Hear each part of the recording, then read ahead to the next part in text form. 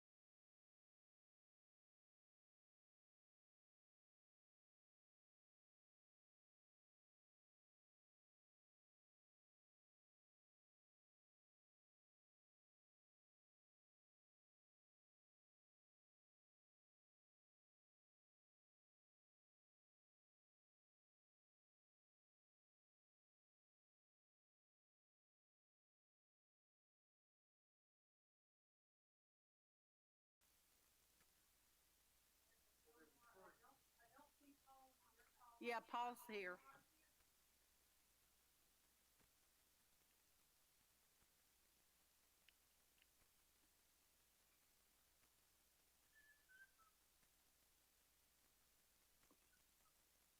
Video Wow, there's a lot of folks here. start.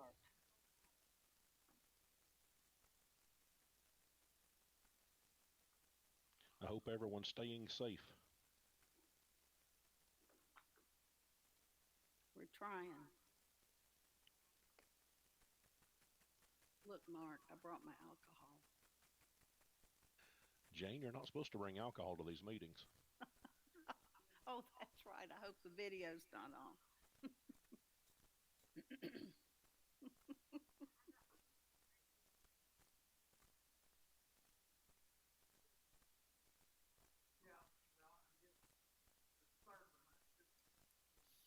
Okay, we will come to order. This is a special call meeting of the Sullivan County Board of Education. Dr. Cox, I'll let you say a few things, and then you can turn the meeting back over to me. Yes, good evening, everyone. Can you hear me all right? Yes. Okay.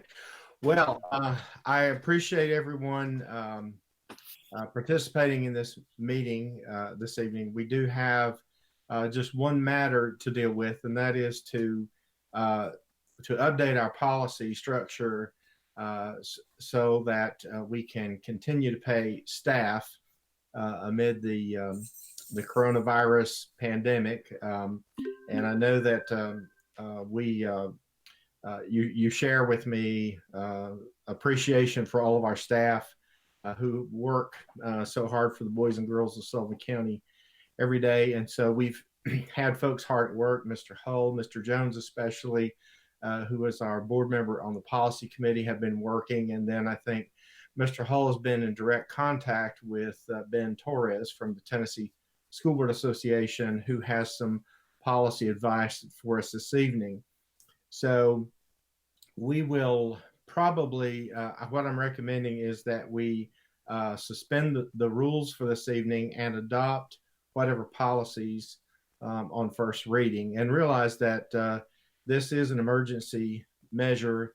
It could be that as we learn more, we might need to further refine and update these policies. So, Mr. Hughes, with that, I'll turn it back over to you to conduct the business of the evening. Okay, thank you. Before we take up the issue at hand, we had a discussion about the possibility of changing next week's meeting to the 9th of April, since we had one tonight. Anybody have thoughts about that?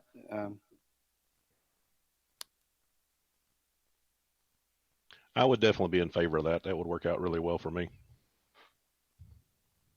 Oh, I finally get to see you, Michael. I didn't see you until now. That's fine with me. Well, Monday, Thursday. It's Monday, Thursday before Easter. We have services, but, can we meet a little earlier? Jane asked a question. Could we meet a little earlier since school's out and so forth? 4:30. Maybe at 4:30? That's fine. That's fine with me also. That works for me. Okay. I can't see Paul. Paul, can you hear? The same as this over teleconference or there, whichever we would do. Yeah, I believe that will still be everyone's option. I'm going to, unless I feel like I'm a threat and possibly sick, I'll be here. But anyone who Thank don't you. feel comfortable, we'll still have the meeting the same way. Is that okay with everyone? Yes. Yes. Okay, Yes. that's what we'll do. Is that the workshop at 4:30? What time's the actual meeting going to be? I think we'll just do the regular meeting call at 4:30 unless someone wants to have a workshop. And then we'd have to do that earlier because Jane mentioned that there's the 9th is a holiday. So if we did a workshop, we would have to do it earlier, and that's up to the board. I guess that it would be fine unless there's quite a few things on the agenda, since we don't really have any idea yet. It's kind of hard to say, actually. Dr. Cox would let me defer to him. Dr. Cox, does the agenda that would have been scheduled for next week look like it would lend itself to doing just a meeting and not having a workshop? We probably would need just a little bit of work session time, but to Mrs. Thomas's point, it's Holy Thursday or Monday Thursday. I'm wondering if any churches will actually be having the services though. Good point.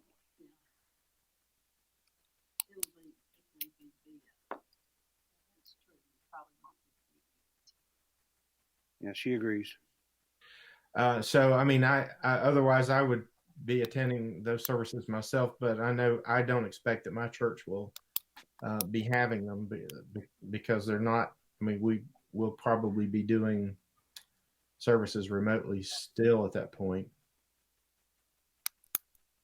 Okay, entertain the idea of doing the workshop at 4:30 and then having the regular meeting at, say, 6 or any version thereof. I'm open to absolutely anything, whatever you guys want to do. Okay, Paul? I'm good with that. If Jane's wanting to work out, we could do the workshop at 4 and the meeting at 5, right? Just in case her church does have that. Well, Jane, what do you think? Can people be there? It's fine with me. Well, if she says if everyone can make it, that would be good. So, Paul, you're saying workshop at 4, meeting at 5? Yes. Yes. Okay. How's everybody feel about that? Okay. That's fine. Workshop at 4. Fine. Meeting at 5. April the 9th. Now, the only other thing I want to mention is I wanted to say to anyone who may be watching or listening to make a special thank you for the people who helped hand out the meals. I think we had a local church, Poplar Ridge, that was involved. Anybody that had a hand and helped in that, I wanted to express gratitude. I think we handed out almost 4,000 meals. And having said that, I'm going to turn the meeting over now to Vice Chairman Jones. He's been working on the issue and the policy that we're going to be discussing. So, Mr. Jones, if you would, you take the floor. The policy that we are considering tonight is policy 1.8011, and I think it's emergency closings of schools. A few years ago, we revised this policy to make sure that any part-time employees, that is anyone who's working under 40 hours a week, hourly employees, were able to be paid if schools were closed for inclement weather. And I think a phrase read, extraordinary conditions caused by extreme inclement weather could cause that to happen. We never foresaw things happening as they are now, so our current policy doesn't cover the emergency closings that we are enduring right now. And as we looked at this policy, we saw that it related only to employees who were working 40 hours and under, but a review of it shows that we probably need a policy that relates to full-time employees, hourly employees who are working 40 hours or more, and also part-time employees. I had revised the policy to show that if we were closed for unforeseen emergencies, that hourly employees would continue to be paid. But TSBA has come up with a revised policy on that. I think Pat has a policy that would relate to that. But we need to make sure that everyone understands how much we appreciate the employees who are working by the hour, and that those who are not going to be working still need to be paid their regular salary according to what's included in the budget, and that no one suffered because of that. So whatever policy we approve tonight, we need to make sure that it covers all hourly employees who are affected by this closure.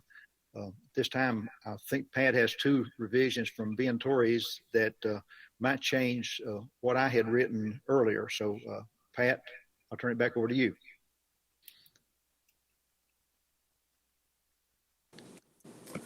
Okay. We did work on this during the day, today and yesterday, I guess, and we got word that TSBA was working on some policies, and the reason, the necessity for those is that the comptroller's office requires that the board enact a policy allowing for payment of those employees. So we began our work on it, and then we found out that TSBA was working on policies for school systems across the state. I talked to Ben this morning, and he said, yeah, we are working on it, and I feel like we'll have it by Tuesday. I said, well, it's going to be a little late for us. And so they pulled some extra duty down there, and as I was driving up, he called me and said, well, we've got them, and I've emailed them to you. So there's actually three separate documents, and I guess they're recommending the adoption of all of them. Excuse me. You know, I didn't see them until just a few minutes ago. I did email them to each of you, and I guess they are on the agenda. I think Christy got them on the agenda.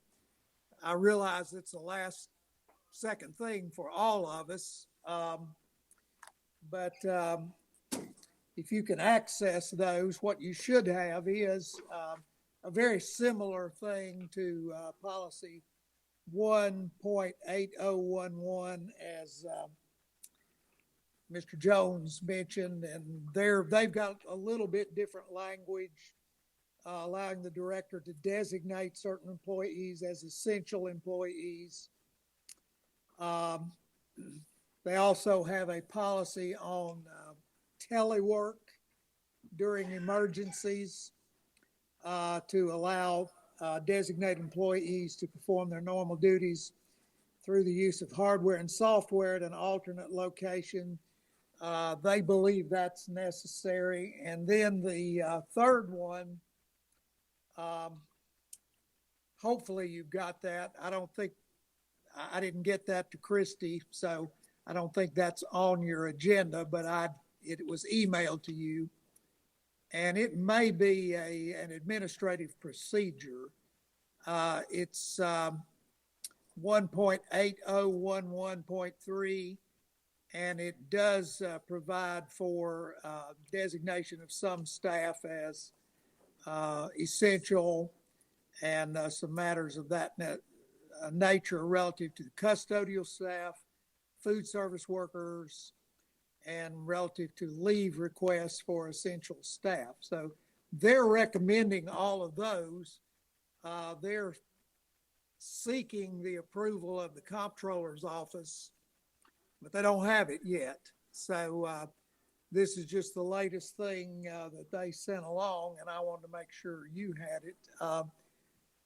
it does look like they've added a few things that probably are good that I didn't realize that we were going to need. So I mean, I know it's not optimal for me to say we sent you something and I don't even know if you can pull it up and look at it, but it probably would be my recommendation that we go with the TSBA policies. They're all on the email, Pat. Okay, well, I wasn't sure whether you could get them or not, and great. I hope that you've been able to look at them. You've had them about 2 minutes less than I have, so obviously we haven't looked them over, the way we normally would and would like to. I guess the only thing I'm looking at is the very last one. It has a highlighted portion. It says insert title of employee. So I guess we'll need to figure that out before we do any kind of voting on it. But that's the third one, which is 1.8011.3. Yes. Yeah, well, that's a good point. That is relative to leave requests for essential staff. So I'd imagine HR. Can you hear me? Must obtain approval from, and I suppose we would want to insert the title of that individual who, yes, I guess would be human resources. Director is a director, supervisor of human resources. I would say supervisor of human resources. That would be my recommendation, supervisor of human resources.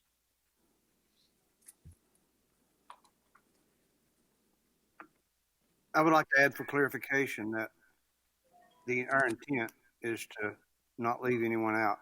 And if something turns out that we have done that we will, in a speedy fashion, try to correct it. So that the message goes out clearly that we're trying to include everyone, and if something in this policy leaves someone out, we'll come back and make adjustments. Sure. And I mean, in the bottom line, we want to make sure and pay everybody just as we budgeted for. Right. Yes. Let me make a recommendation. Instead of having 3 policies, maybe we need 4. The one that we addressed to begin with, 1.8011, if we make the adjustments that I mentioned earlier, that would allow everyone who's paid by the hour to be paid. And that way we would make sure that we were being legal in issuing paychecks for that. Then if we adopt on first reading these 3 from TSBA, that would clarify teleworkers and anybody who's working from home. It would also give someone the authority then to take leave if they needed to. So we'd be covered all the way around with this. That policy that they sent is 1.8011.3, I believe. It may just be a procedure, but we'd be covered that way. And if we need to make an adjustment later and combine a couple of these policies, that would work for us also. But I think the key here tonight is to make sure that we approve and authorize payment for all hourly employees, whether it's part-time or full-time, to up to the amount that's in the budget that they should be paid. And it would be my recommendation as a policy committee member that we waive the rules on all 4 of these policies and approve them and get those out so that everyone can be assured that they are going to be paid. I either make the motion or make the second on the waiver of rules. I agree with you 100%. I do as well. So we have a motion and a second. Did I hear that? Yes. Matthew made the second. Mark made the motion.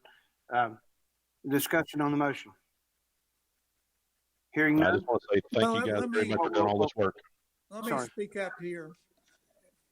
It seems to me that the one that we had originally as policy 1.8011, I think that's what you're referencing there. They have one that's exactly like that, except it has a little bit different language. So, I mean, I think they also have a policy 1.8011. So I think if you pass both of those, all four of those, you're going to pass two of them that conflict with each other. Then leave out the one that's not Randall's. Does that make sense? Pardon? Leave out the one that TSB sent that conflicts with Randall. Would that work? Okay, well, I have a question, and I'm not sure that I'm following. It seems to me it says if school is not in session due to inclement weather or other unforeseen emergencies, hourly school-based or system-wide employees who work less than 40 hours each week. Oh, I revised that to where you take out who work less than 40 hours a week. Okay. That's okay. right. Well, I hadn't seen that. Yeah, that was well, I just think we ought to look closely, and I'll admit that I haven't had the opportunity to do that. And the reason I'm saying that is the TSBA seems to think that what is in their policy is required in order to get the approval of the comptroller. Now, I don't know that. So, Could I ask one question, please? Absolutely. You had the floor, Mark. Reference that policy that the TSBA, and you're telling us that they're having to send it to the comptrollers for approval. If we actually do add the one with Randall, I mean, I made the motion, but I still, just now that I'm thinking about it, if we add that one, will it have to go somehow through the comptroller's office also, or no? I don't think that it has to. I think what they're doing is sending it over there to try to get their approval so that everybody's on board and will know that they are using a policy which has been approved. If we don't get approval ahead of time, that's fine. They may just come back and gig us in the end on our audit. Okay. Well, as long as we're doing it for the right reason, I think I'm willing to take the hit on that. Well, I would just add, Pat may be right. There may be a solution that does both things, because the TSBA's 1.8011 gives the director of schools the authority to pay what are deemed essential employees. So if we had a separate motion or some kind of recognition that didn't have to go through the comptroller, but all it said is that it's our policy that we think all our employees, whether hourly or part-time, are essential employees under this emergency situation. I think that would solve it. We could use the TSBA's policy they presented under 1.8011 in that way, since they think that should go through the comptroller. That might solve both problems. Good point. the difference that I see here, the policy from TSBA does not reference hourly employees. The policy that we have written is written specifically for hourly employees, and I think it's crucial that we make sure that they're covered. If you look at the one from TSBA, line 7 says if a school is not in session or is dismissed early due to snow or inclement weather, the director of schools, in consultation with the principals of the impacted school, shall determine if all scheduled activities are involved shall be postponed or canceled. Does not relate much at all to emergency closings. Doesn't relate to hourly employees as I see it. And that's the key to what we're dealing with. All teachers and all supervisors are under a contracted salary for a year. So it doesn't really make a difference there. We're under contract with them, but hourly employees we're not. So we need to make sure that we include in this policy somehow or another that we are emphasizing that hourly employees will receive their pay. Yeah, I see what you're saying, but I think that's their general policy that we already have. If you look at what they added under the emergency or the employee responsibilities, that's what I'm referring to. In the event of an emergency that requires closure of a school building, group of schools, or the entire district, the director of schools is authorized to continue to pay employees who are not able to physically report for duty. As a result, they shall receive their regular wages. It shall not exceed the number of days budgeted.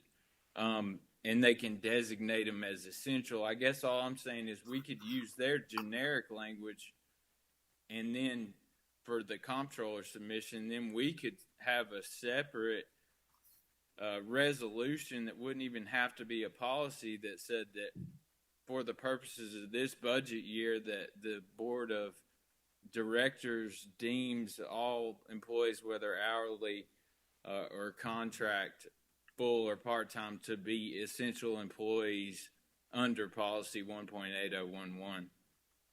And that way we get both. I'm not trying to overcomplicate it. I'm trying to make sure there's not a conflict, I guess, with what the TSBA feels may be approved by the comptroller. As long as we're clear that the hourly people will be taken care of, that's the important thing to me, that they're not I being agree 100%. Oh, yeah. The one question, the one point I would like to make too is that, Michael said if there's something that pops up and we've left somebody out, we'll make it right. We need to make sure we let them all know that it's going to be retroactive. We're going to make it right completely, and they'll be made whole if somebody's left out. Correct. I agree. So, first we'll handle the motion on the floor to waive the rules, and then we'll go back and clarify the recommendation. So we had a motion and a second. Now I'll call the question. Mr. Gilmore? Yes. Mr. Lees? Yes. Mr. Yes. Mr. Jones? Yes. Mr. Robinson? Yes. Mr. Spivey? Yes. Ms. Thomas? Yes. Okay.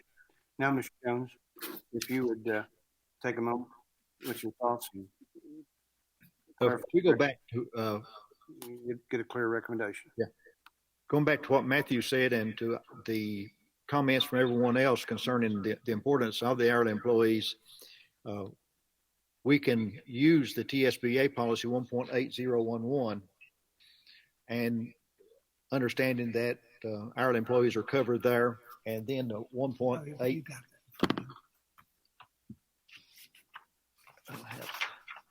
Then 1.8011.3, I believe, is where it's got essential services.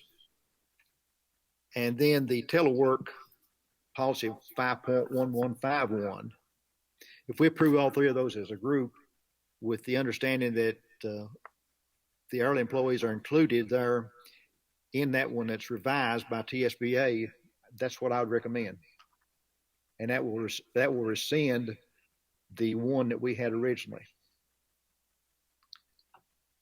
Okay, so are you saying to go with all three from TSBA then, and just understanding that we're going to do the right thing?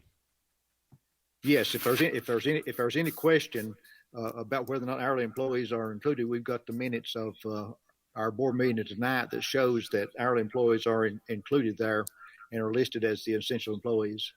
Fantastic. Thank you for all that work, and I'll make the motion we do that.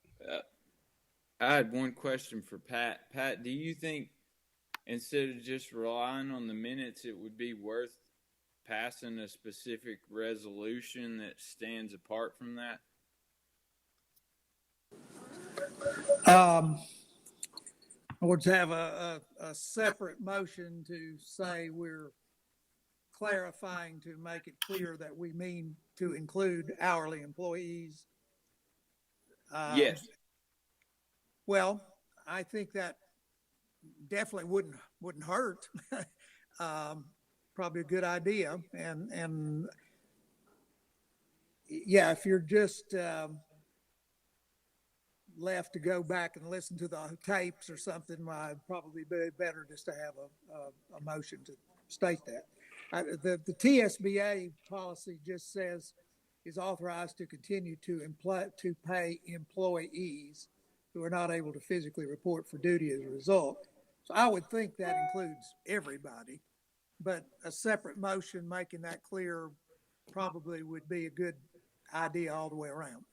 Well, let me just amend their policy 1.8011 by adding the last paragraph of the one that I had that says if school is not in session due to inclement weather or other unforeseen emergencies, hourly, school-based, or system-wide employees who are unable to come to work through no fault of their own will be paid their regular wage. This wage will not exceed the number of days budgeted for said employee. That would be a last paragraph added, lines 19 through 24 or so, on the TSBA policy, and that way it would be in policy, it would be covered, and hourly employees would know that they're going to be paid when we're closed for emergencies. Would that work for everyone? Matthew, does that satisfy your concerns? I would defer to Pat's advice, but yes, I mean, I think we all want the same thing. I just want to avoid any problem with anything about an audit. But I don't see how that would be a problem, but I don't see how it would be a problem. So I would, maybe overkill, but that's often a good thing. Well, we've got to think about board members in the future who are going to be reading the policies and interpreting, and future superintendents. If it's clear there's no question, and also our future employees. Yeah. And I mean, I was going to save it for discussion, but I'll be brief. What I've seen, as far as anybody can tell about what bill they're trying to pass at the federal level, the money that is allocated to the Education Stabilization Fund to the K through 12 states, a lot of that is going to be tied to continuing to employ your staff, even if they can't work, as budgeted. And I mean, that's our intent. And we sure, even if somebody was against it, I would point to that, because that's going to be the only way that we're going to get any kind of aid from the federal government. Now, the education secretary has the ability to waive those rules, but I would just further state that, because I think everybody's going to need that in their budget cycles. And one good thing I did see in that legislation, it hadn't passed yet, but it is tied to the localities. And I think it's important for any county commissioners that are listening to realize this as well. It is tied to them maintaining their consistent budgeting level for not only this school year, but the next school year, averaged out over the past 3. So that's trying to avoid the situation where the state of Tennessee or the counties try to decrease your budget because your numbers went down under the average daily membership or average daily attendance. Thank you. That's very educational. I appreciate that. Anyone else?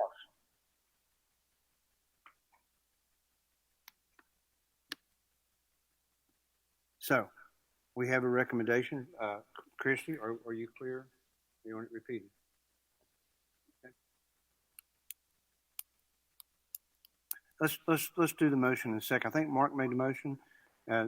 Who's second? I'll second it. Matthew second, and Without a resolution, without the resolution, we're adding the language to the TSBA. Yep. Right.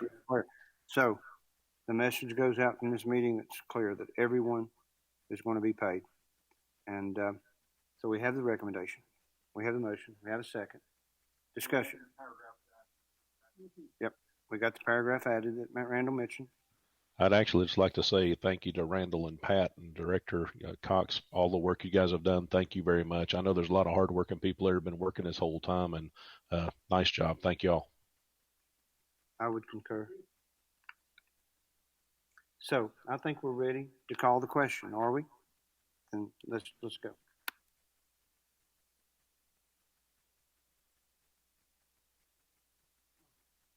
Mr. Iris? Yes.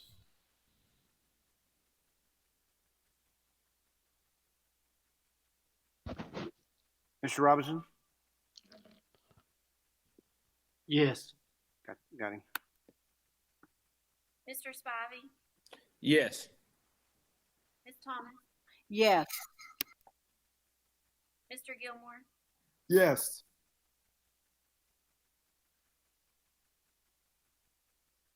Yes, did you hear me? Yeah, we got you.